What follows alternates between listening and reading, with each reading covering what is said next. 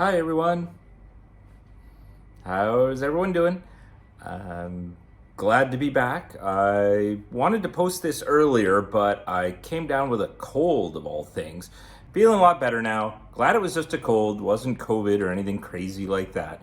But that did remind me that it was about time to get my booster, so I got that scheduled for next week. So then when I go traveling this summer, I'll just feel a little more safe that I'll be okay from COVID. Anyway, getting back to, I guess, part two of my trip to Austria and Germany. Part one is available there, I suppose. Anyway, from Austria, I went back to Munich in Bavaria. I had never been to Munich. It is, of course, famous for Oktoberfest, which oddly enough mostly takes place in September, not October. I don't know why. That's just the way it is. It's mostly in September. Now, needless to say, I wasn't there in September, so I wasn't there for Oktoberfest at all. But of course, the beer halls and things were still open, and there's a lot of old buildings and sights to see. I started the trip off with a walking tour of the center of the city, just to get my bearings, just to see what was going on.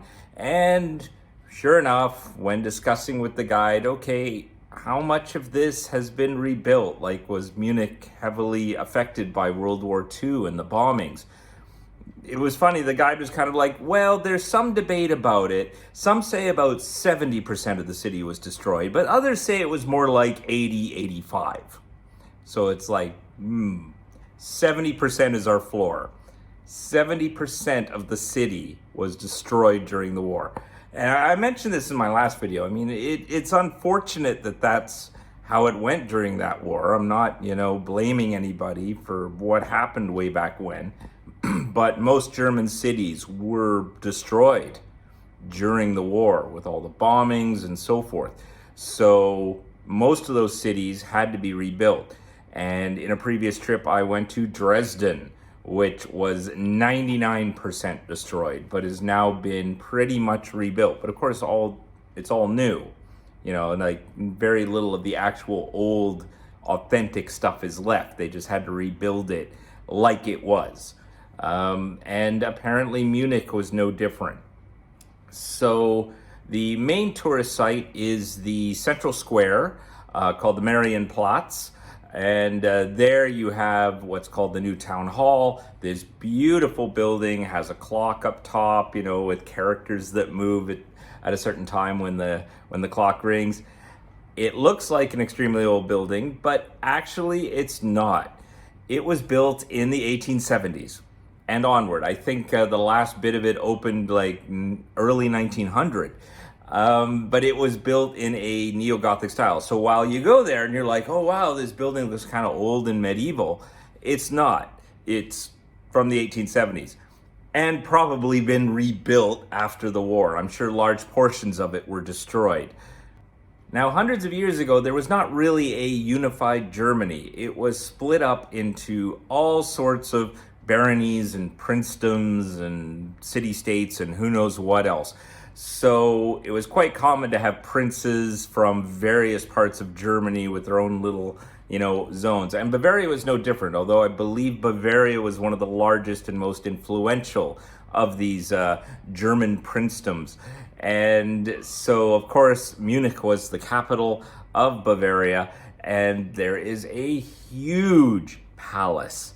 It is massive. That was built by the princes. Is it Prince? Yeah, I think they called themselves Prince.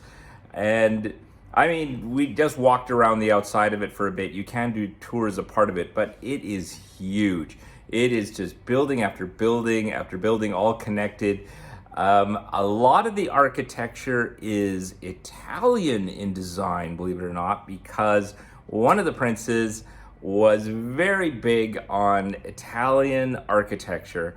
So when he commissioned a number of buildings in the city, he made them in a, at the time, modern Italian style. So many of these buildings actually imitate other famous architectural works in places like Florence. I think especially Florence he was influenced by.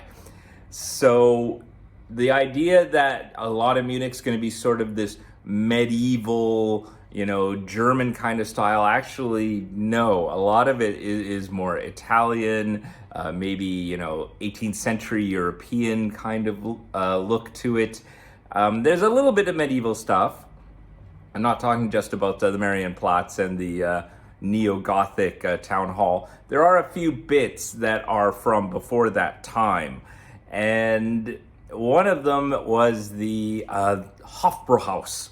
Now, there are a number of brew houses in Munich, and they are definitely worth visiting. The most famous one is the Hofbrauhaus, which I believe was the main one for the royal court. And I mean, the place is huge. It can seat hundreds. And you basically go in, and if you can find a seat somewhere, have a seat, and, say hi to the people next to you, because you're not reserving a table for yourself. And then, you just enjoy your time with food and beer, and they usually have a band playing and so forth. The band being Bavarian, playing brass instruments. We went there with the guide. The guide took us inside and had pointed out that many of the tables actually have signs hanging above them. And if so, then those are members' tables. It apparently takes quite a bit of work to become a member of the Hofbrauhaus. There is a big waiting list. Once you become a member, you and I guess a group of your friends all sort of get a table, and a sign will be held over that table. And so if you show up and you want to have a seat at your table, I guess the staff have to then move any random tourists or whatever that are sitting at your table. I think that's how it works. You also get to have a beer stein that you keep at the Hofbrauhaus, and there are racks of these steins. They all have a number. They are all locked. So then as a member, you can come in, you can go unlock your little cupboard there, get your beer stein, and then drink your beer from there. That was kind of cool. I think I did see some tables with members on it, but it's not like they dress up or anything like that. There's no real way to know. When I went there, I ordered some food and so forth. And then, of course, I ordered a beer. I think I ordered a dark beer. And the waiter was like, well, small or large? And I was like, yeah, we'll go with the large. Because I'm thinking like North America, a small is going to be like a half pint and a large is going to be a pint. No, a large in these places, and I don't know why I didn't think about this, because there's pictures all over the internet of ladies holding these huge steins of beer. A large is a liter, an entire liter. So they set this huge glass, just boom, here you go. I'm just like, what the heck? That's about the equivalent of what, 3 bottles, 2 pints in one thing. And German beers can be quite strong. They can be above 5%. Usually on menus, though, they'll tell you what the percentage of alcohol is in it. I think the ones in the Hofbrauhaus can go upward of 8%. When I visited Belgium a number of years ago, you can get ones even stronger than that, like in the 10, 11% range. But anyway, I had a liter of a fairly strong beer. And yeah, that was enough. I'm not a big drinker. A liter of beer was pretty intense. That was easily enough for me. As for the food, again, I think much like I mentioned in the Austria video, a lot of meat. It very kind of meat-based, maybe some potato or whatever. Not so much on the vegetables, and the portion sizes tend to be pretty hefty. I went for another meal one time in Munich, not at the Hofbrauhaus, but at another place that advertises their traditional Bavarian cuisine. And again, meat with some sides of potato. That's it. And it was huge. It was a big portion of meat. So, reiterating what I said in the first video, I'm not sure how people in Bavaria and Austria stay thin. Granted, maybe they get a lot of exercise, but man, the portions, and it's all meat, and you're drinking all this beer, it's pretty crazy. I even saw people drinking beer in the morning. I guess it's a thing in Germany. You can drink beer in the morning for breakfast. To me, that's just, no, you shouldn't. I don't know, I'm more from the British tradition of you shouldn't really be drinking until at least noon, and beer for breakfast is just, no. Anyway, that's, I guess, what they do. I guess they're fine with it. In Munich, I also visited a number of churches, of course. You got to do that when you go visit European cities. Again, it seems like every church I went into was Catholic. I don't recall if I went into one that was Protestant or Lutheran. However, during the walking tour, the guide mentioned that most of the princes of Bavaria were tolerant of Protestantism. They themselves were usually Catholic, but they tended not to have too much of an issue with Protestants, so you didn't have kind of the expulsions and things that was going on in Salzburg. And so there was, I suppose, a large Protestant community throughout the history of Munich, but I don't recall seeing a church. Not that I went into every single one of them, but the ones I went into seemed to be pretty clearly Catholic. And finally, there was a museum that I went to. I believe it's just called the Munich Museum or the Munich City Museum. I was going in figuring, yeah, this will be a nice museum that'll just be about history and things like that. It won't be too weird. But I was wrong. It was pretty weird. A lot of the focus tended to be very modern. There was a whole exhibition dedicated to the nightclub scene of Munich from the post-war era. They had unusual artwork, and how it was arranged was a bit odd. Like they would just kind of arrange artwork all together. So you would literally have suits of armor from, medieval period next to a Christmas tree made of green glass bottles. And you were just kind of, there's no cohesiveness to this. But, I guess they did have a number of, historical things, but they tended to just kind of blend it in with more modern pieces. So I remember another bit where they had a painting from the 1630s, but in the foreground was a more modern art piece that was something about, food that immigrants would typically eat, but it was arranged in a sushi boat kind of way, on trays that were going around on a moving platform. So you're looking at this thing of food on a moving platform going around, while in the background is a 17th century painting of Munich. It was just odd. It was an odd combination. Enjoyable museum though, but it certainly wasn't what I was expecting. One of the other nice things about Munich is because it is so central to Bavaria, it's very easy to do some day trips to see some great places in the countryside. I did two. I went first up to the tallest mountain in Germany, which is of course just at the edge of the Alps, called the Zugspitze, and it's near a city called Garmisch, which Grandma used to work in the 1960s when she was touring around Europe. She was in Garmisch for a little while working there, while a couple of her friends worked at a resort up in the mountain. Now, the mountain's a little over an hour away from Munich, and it's pretty wild. There are two ways to get up the mountain. And in Munich, at the train station, you can buy a ticket that just combines the whole thing. Train, and then you can take a train from Garmisch up to the 2,500 meter mark. It's a special train that can handle this elevated climb.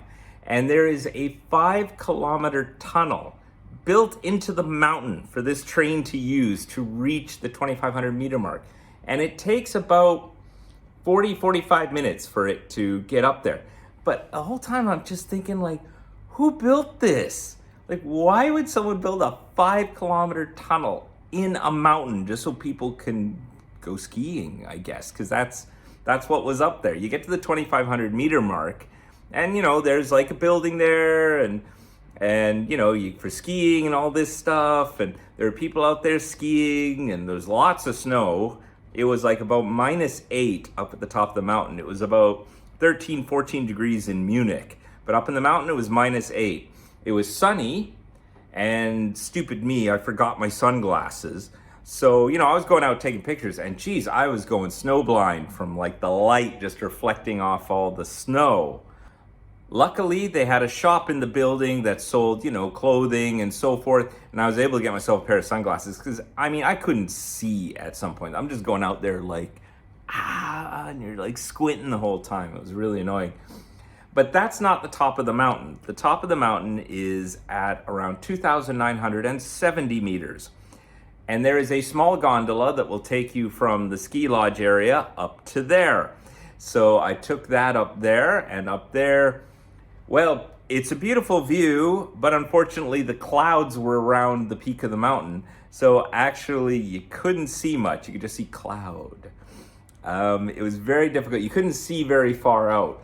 So it was kind of amusing seeing, these big placards showing, okay, this mountain is X and this mountain is Y, and all you can see is gray.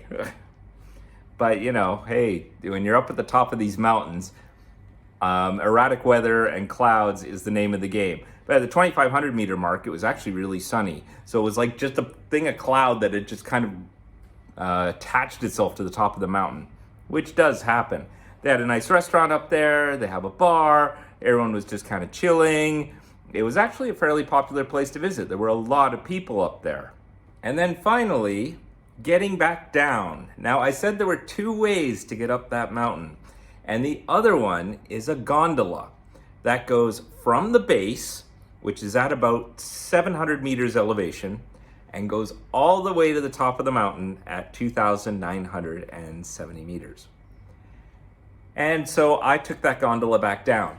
But just the idea that this gondola has a vertical of over 2 kilometers, like that is almost 4 times the height of the CN Tower, and you're just, up you go. Thankfully, these are not small gondolas. Like, these are big. They can hold like 50, 60 people, which is good, because the idea of being in some little tiny, like little 4-seater thing swinging around on a cable that high up, I don't know if I could have done that. That would have freaked me out. I'm not like great on heights.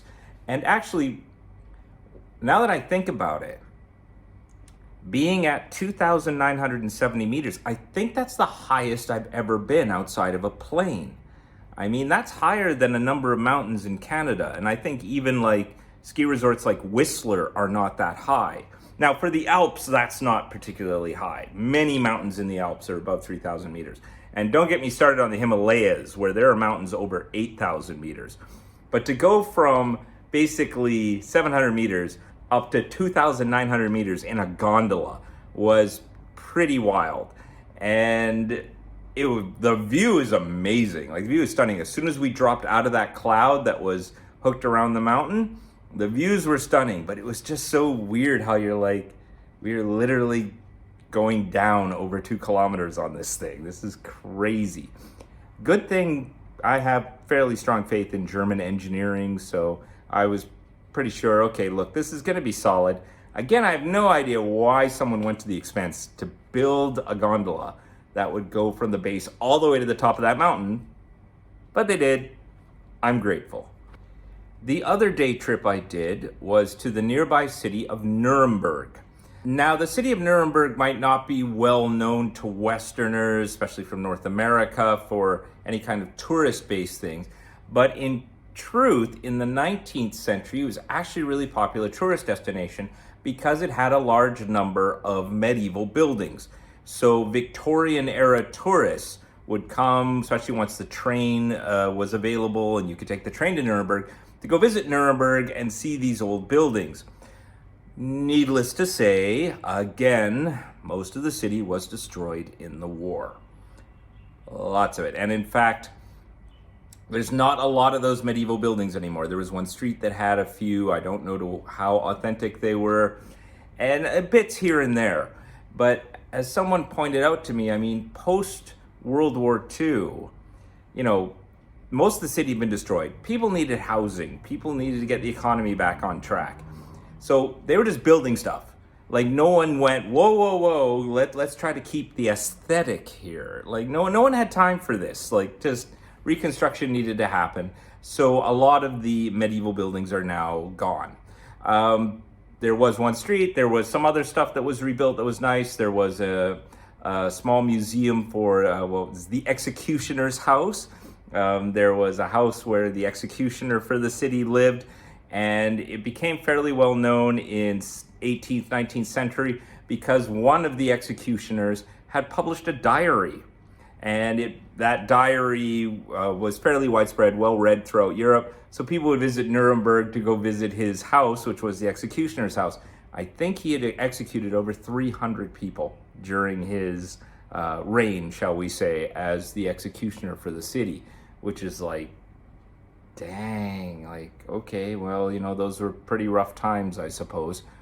There is a fortress in Nuremberg, up on a hill, not quite as steep and as crazy as what was in Salzburg, but again, a nice, beautiful fortress. I believe, you know, famous kings and stuff would come by and visit this fortress.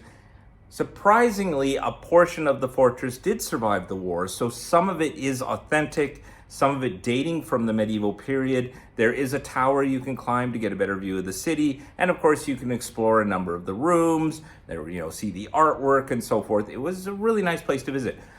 I kind of regret that I only did a day trip to Nuremberg and didn't stay overnight, so I'd have a bit more time to see things. When you do a day trip, you're kind of a bit rushed. Like you get there 10ish in the morning and then you just kind of run around just to try to see what you can see before heading back. I also had a chance to stop by a cafe. Nuremberg is famous for a special type of cookie called a Lebkuchen, I think it's called. And it's similar to gingerbread, but it's soft. It's a much softer cookie. This has been made in Nuremberg since medieval times. This cafe has stated it has been there since the 1500s.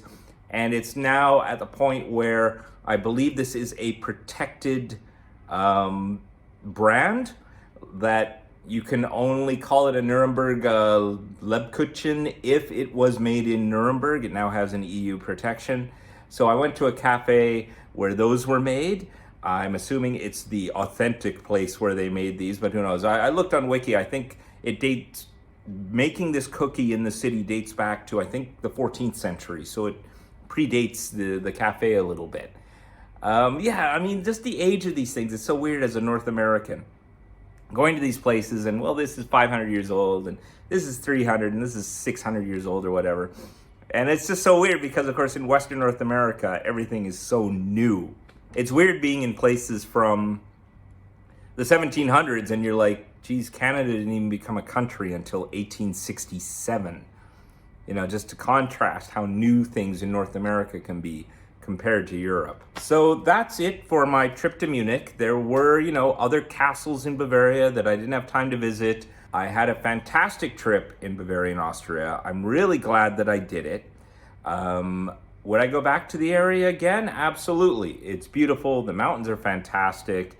Great base to explore some of the Alps and places like that. And there were a number of places that I could still have gone to visit. So I'll leave it there. Thanks for watching, and I'll see you later. Bye.